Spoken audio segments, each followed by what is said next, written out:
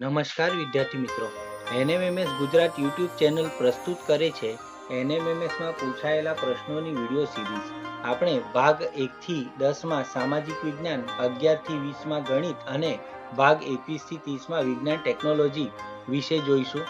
તો અત્યારે આપણે ભાગ 14 પ્રશ્ન ક્રમાંક 411 થી 430 ગણિત વિભાગ જોઈએ. 411, 1029 ને નાનામાં નાની કઈ સંખ્યા વડે ગુણવાથી પૂર્ણ ઘન બને? 1, 3, 2, 9, 3, 2 અને ચોથો વિકલ્પ 4. જવાબ આવશે 9. કેવી રીતે? ચાલો સમજૂતી જોઈએ. તો સૌ પ્રથમ તો 1029 ને 2 વડે ભાગ ચાલશે નહીં, એટલે 3 વડે ચલાવીએ 343 આવે. એને 7 વડે ભાગીએ 49 આવે. 7 વડે ભાગીએ 7 આવે. 7 ને 7 વડે ભાગીએ 1 આવે. હવે 1029 બરાબર 3 ગુણ્યા 7 ગુણ્યા 7 ગુણ્યા 7, એટલે કે 1029 બરાબર 3 ગુણ્યા 7ની અહીં 3 વખત જોડી બને છે, પણ 3ની 3 વખત જોડી બનવામાં 2 વખત 3 ખૂટે છે, એટલે કે 3ને 3 ગુણ્યા 3 વડે ગુણતા પૂર્ણ ઘન બને. ટૂંકમાં 1029 ને 9 વડે ગુણતા પૂર્ણ ઘન બને. આમ આપણો જવાબ 9 આવશે. 412, 1.2 ની વ્યસ્ત સંખ્યાની વિરોધી સંખ્યા કઈ? વિદ્યાર્થી મિત્રો, સૌ પ્રથમ તો આ મિશ્ર અપૂર્ણાંક છે, આને આપણે અશુદ્ધ અપૂર્ણાંકમાં ફેરવીશું. તો 1.2 એટલે 3 ને અહીં પહેલા 1 વડે ગુણવાનું, ત્યાર પછી તેને 2 ઉમેરવાના. હવે તમે તેમાં 3 વડે ભાગવાનું છે, જે છેદમાં છે એ છેદમાં જ રહેશે. તો 3 એકા 3 વત્તા 2, 5ના છેદમાં 3, આ પ્રમાણે સંખ્યા મળશે. તેની પહેલા તો વ્યસ્ત સંખ્યા શોધવાની. વ્યસ્ત સંખ્યા એટલે અંશની રકમ છેદમાં, છેદની રકમ અંશમાં. તો 5ના છેદમાં 3ની વ્યસ્ત 3ના છેદમાં 5 ની વિરોધી સંખ્યા. હવે વિરોધી સંખ્યામાં ઋણનું ચિહ્ન ન હોય તો લગાવી દેવાનું, ને હોય તો કાઢી નાખવાનું. એટલે જવાબ આવશે ઋણ 3ના છેદમાં 5.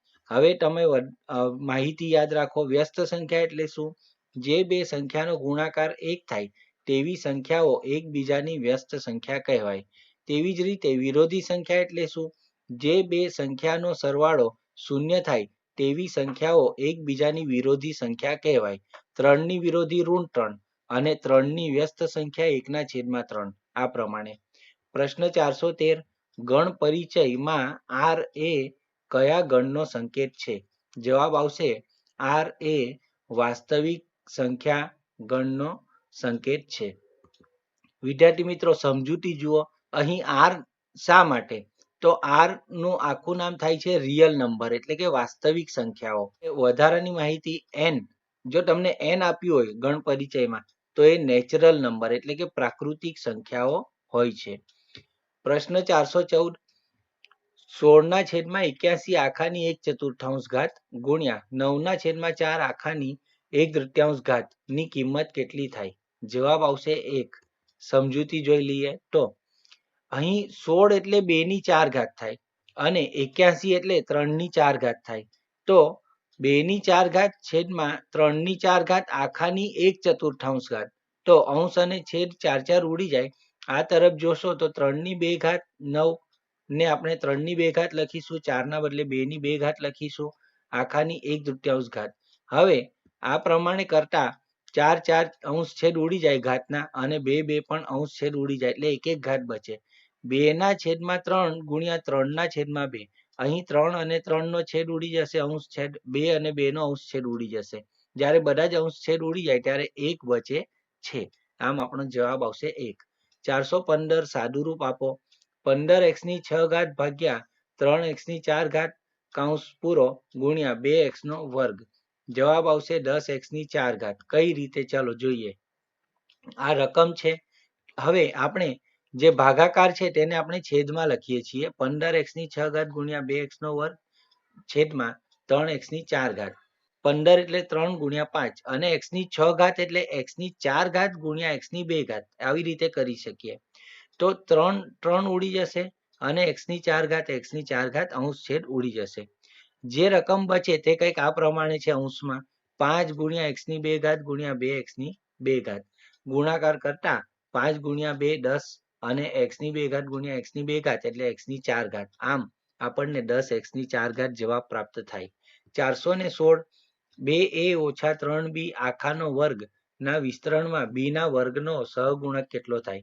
વિદ્યાર્થી મિત્રો, b ના વર્ગ સાથે જે સંખ્યા તમને ગુણાયેલી દેખાય તે b ના વર્ગનો સહગુણક ગણાશે. અહીં નિત્યસમનો ઉપયોગ કરતા આ પ્રમાણે થાય કે a ઓછા b આખાનો વર્ગ બરાબર પ્રથમ પદનો વર્ગ ઓછા 2 પ્રથમ પદ બીજું પદ વત્તા બીજા પદનો વર્ગ. તો આ પ્રમાણે આપણે કરતા આપણને 2a ઓછા 3b આખાના વર્ગનું વિસ્તરણ આ રીતે થશે.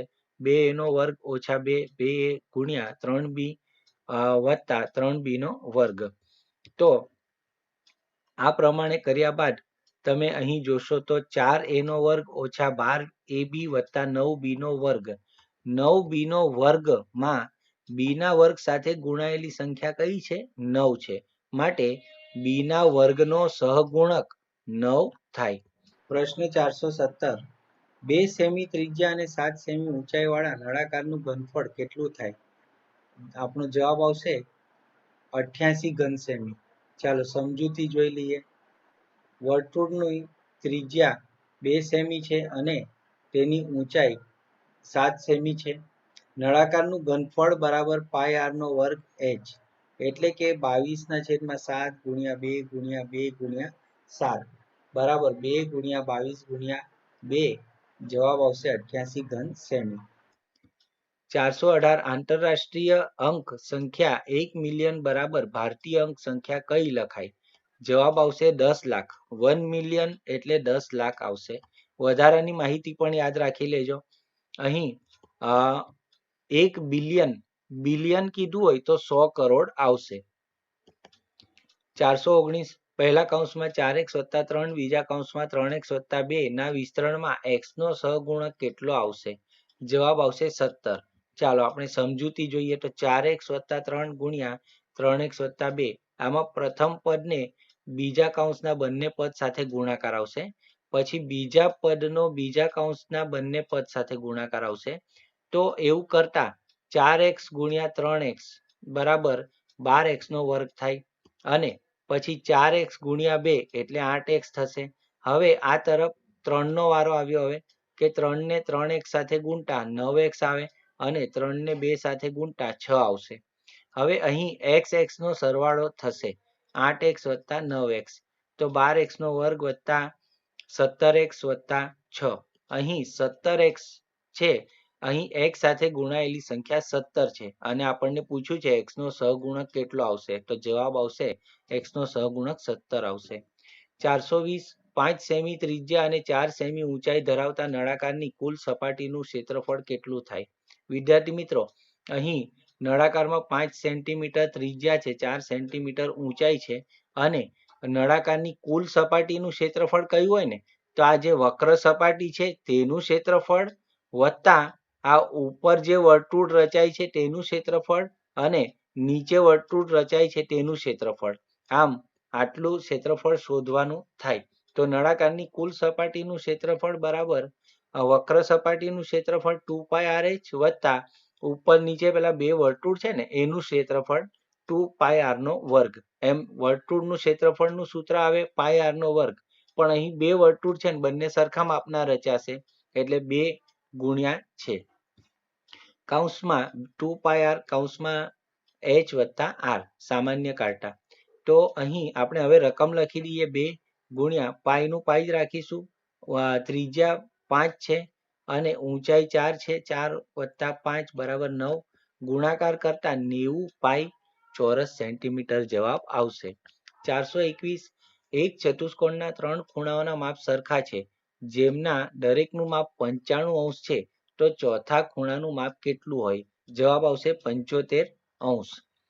સમજૂતી ચતુષ્કોણના 4 ખૂણાઓના માપનો સરવાળો 360 અંશ થાય. એને આ પ્રમાણે લખીએ આપણે સૂત્રની રીતે કે માપ ખૂણો a વત્તા માપ ખૂણો b વત્તા માપ ખૂણો c વત્તા માપ ખૂણો d બરાબર 360 અંશ.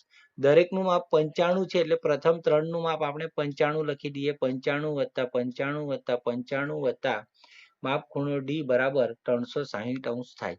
હવે ત્રણેયનો સરવાળો કરતા 95 + 95 + 95 બરાબર 285 થશે, વત્તા માપખૂણો ડી બરાબર 360 ° 285 છે એ બરાબરની બીજી તરફ જતા 360 ઓછા 285 માપખૂણો ડી બરાબર 75 ° આવશે. 422 400 ના 20% બરાબર ખાલી જગ્યાના 40%. 100 200 400 કે 800 જવાબ આવશે 200. 400 ના 20% બરાબર ખાલી જગ્યાના 40%. 400 ના 20% એટલે 400 ગુણ્યા 20 ના છેદમાં 100 અને જે સંખ્યા નથી ખબર તેને એ ધારી લીધા તેના 40% એટલે એ ગુણ્યા 40 ના છેદમાં 100 બંને બરાબર થાય એટલે આપણે બરાબરનું નિશાની મૂકી. સાદુરૂપ આપતા 8000 ના છેદમાં 40 બરાબર a એટલે a બરાબર 200. 423 x ઓછા 3 ભાગ્યા 3 બરાબર x વત્તા 5 ભાગ્યા 5 હોય તો x બરાબર કેટલા? જવાબ આવશે 15.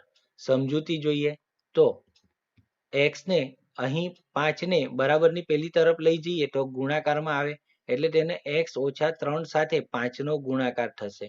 3 ને બરાબરની બીજી તરફ લઈ જઈએ તો એ પણ ગુણાકારમાં આવી જશે એટલે 3 નો x વત્તા 5 સાથે ગુણાકાર થશે. સાદુરૂપ આપતા 5 ને પ્રથમ x સાથે ગુણો તો 5x અને 5 ને 3 સાથે ગુણો તો 15 આવશે. એવી જ રીતે અહીં 3 ને x સાથે ગુણો તો 3x અને 3 ને 5 સાથે ગુણો તો 15 આવશે, જે કંઈક આ પ્રમાણે લખાશે. હવે આપણે x એક તરફ અને સંખ્યા બરાબરની બીજી તરફ લઈ જઈએ. એવું કરતા ઓછા 15 બરાબરની બીજી તરફ જતા વત્તા 15 થઈ જાય અને 3x જે છે તે બરાબરની આ તરફ આવતા ઓછા 3x થઈ જશે. એટલે 5x માંથી 3x જાય તો 2x અને 15 વત્તા 15 30 થાય. હવે 2x બરાબર 30 તો 1x બરાબર 15 આવશે. આમ આપણો જવાબ આવશે 15. 424 એક ચતુષ્કોણની ચારે બાજુ સરખી છે પરંતુ તેના વિકર્ણો સરખા નથી તો તે ચતુષ્કોણ કયો? વિદ્યાર્થી મિત્રો, લંબચોરસ, સમાંતર બાજુ ચતુષ્કોણ અને સમબાજુ ચતુષ્કોણ આની ચારે બાજુઓ સરખી હોય છે પરંતુ સમલંબ ચતુષ્કોણની ચારે બાજુના માપ સરખા હોતા નથી. એટલે યાદ રાખજો, અહીં જે પ્રશ્ન પૂછ્યો છે એમાં કહ્યું છે કે એક ચતુષ્કોણની ચારે બાજુ સરખી છે એટલે અહીં આ સમલંબ ચતુષ્કોણ પર ચોકડી લાગી જશે, તે આવશે નહીં. બાકી બચ્યા 3 તેમાં ચોરસ અને સમાંતર બાજુ ચતુષ્કોણ છે. લંબચોરસ અને સમાંતર બાજુ ચતુષ્કોણ તેમાં સમબાજુ ચતુષ્કોણ છે તેના વિકર્ણો સરખા હોતા નથી, જે તમને હું આકૃતિ દ્વારા અહીં બતાવું છું. તો એની આકૃતિ કંઈક આ પ્રમાણે આવે. આમાં આ સમબાજુ ચતુષ્કોણ છે એટલે આની ચારે બાજુના માપ સરખા છે પરંતુ વિકર્ણો ચેક કરો. સામસામેના ખૂણાઓને જોડતો રેખાખંડ, આ વિકર્ણો ચેક કરો, તમને લાગે છે સરખા? નથી, એટલે આ સમબાજુ ચતુષ્કોણ હોય. 425 સાગરે રૂપિયા 2875 માં વસ્તુ ખરીદી અને લાવવાનું ખર્ચ રૂપિયા 125 કર્યું. તેણે તે વસ્તુ 3300 માં વેચી તો કેટલા ટકા નફો થયો? જવાબ આવશે 10%. આપણે સમજૂતી જોઈ લઈએ. અહીં વધારાનો ખર્ચ કરેલ હોવાથી પડતર કિંમત શોધવી પડે. પડતર કિંમત બરાબર ખરીદ કિંમત વત્તા ખરાજાત, એટલે જે આપણે ખરીદી કરીએ ને પર જે ખર્ચ કરીએ ને તે બી ઉમેરવો પડે.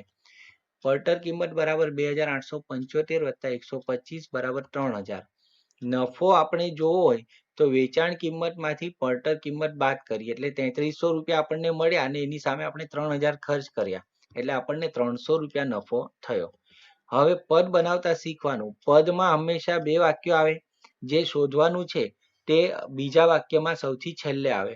તો 3000 પડતર કિંમત પર નફો રૂપિયા 300.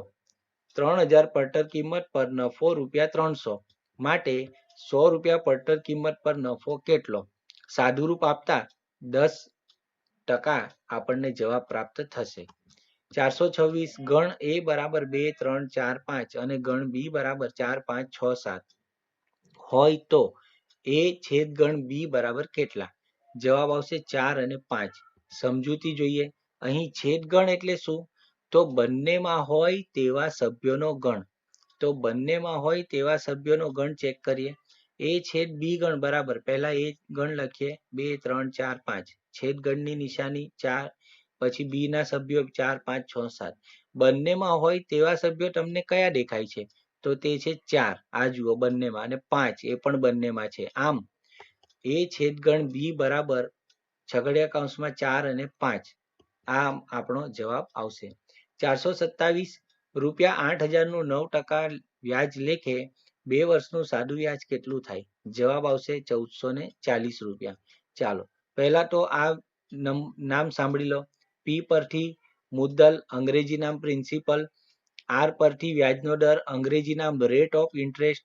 એન પરથી નંબર ઓફ યર્સ એટલે કે મુદ્દત, અને આઈ પરથી ઇન્ટરેસ્ટ એટલે કે વ્યાજ. હવે આપણે સમજૂતી જોઈએ તો પી બરાબર 8,000, આર બરાબર 9% અને એન બરાબર 2 વર્ષ. આપણે વ્યાજ બરાબર PRN ના છેદમાં 100 આ સૂત્ર યાદ રાખીશું. વ્યાજ આઈ બરાબર 8,000 ગુણ્યા 9 ગુણ્યા 2 ના છેદમાં 100 નું સાદું રૂપ આપતા 1440 મળે. 428 વર્ગમૂળ 25 વત્તા 49 નું વર્ગમૂળ વત્તા 64 નું વર્ગમૂળ ની કિંમત કેટલી થાય? સૌ પ્રથમ તો જવાબ જોઈ લો, 20 આવશે. સમજૂતી ચેક કરી લઈએ એકવાર. હવે 5 નો વર્ગ બરાબર 5 ગુણ્યા 5 બરાબર 25, માટે 25 નું વર્ગમૂળ આવશે 5. 7 નો વર્ગ બરાબર 7 ગુણ્યા 7 બરાબર 49, માટે 49 નું વર્ગમૂળ આવશે 7. 8 નો વર્ગ બરાબર 8 ગુણ્યા 8 બરાબર 64, માટે 64 નું વર્ગમૂળ આવશે 8. હવે વર્ગમૂળ 25 વત્તા વર્ગમૂળ 49 વત્તા વર્ગમૂળ 64 બરાબર 5 વત્તા 7 વત્તા 8 બરાબર 20 થાય. પ્રશ્ન 429. પિતા અને પુત્રની હાલની ઉંમરનો સરવાળો 35 વર્ષ છે. પુત્ર કરતા હાલ પિતા 25 વર્ષ મોટા છે, તો પુત્રની હાલની ઉંમર કેટલી? જવાબ આવશે 5 વર્ષ. કેવી રીતે આપણે ચેક કરીએ. ધારો કે પુત્રની ઉંમર x વર્ષ છે અને પિતાની ઉંમર 25 વર્ષ વધુ છે એવું કહ્યું છે, એટલે પિતાની ઉંમર x વત્તા 25 આવશે. પિતાની ઉંમર વત્તા પુત્રની ઉંમર બરાબર 35 વર્ષ. તો x વત્તા 25 એ પિતાની ઉંમર લખી, તેમાં x પુત્રની ઉંમર ઉમેરી બરાબર 35 થાય. તો x વત્તા x એટલે 2x. આ વત્તા 25 બરાબરની બીજી તરફ જાય તો ઓછા 25 બરાબર 10 આવશે. તો 2x બરાબર 10, માટે 1x બરાબર 5. આમ પુત્રની ઉંમર 5 વર્ષ થાય. 4x નો વર્ગ ઓછા 9y નો વર્ગ ના અવયવો કયા છે?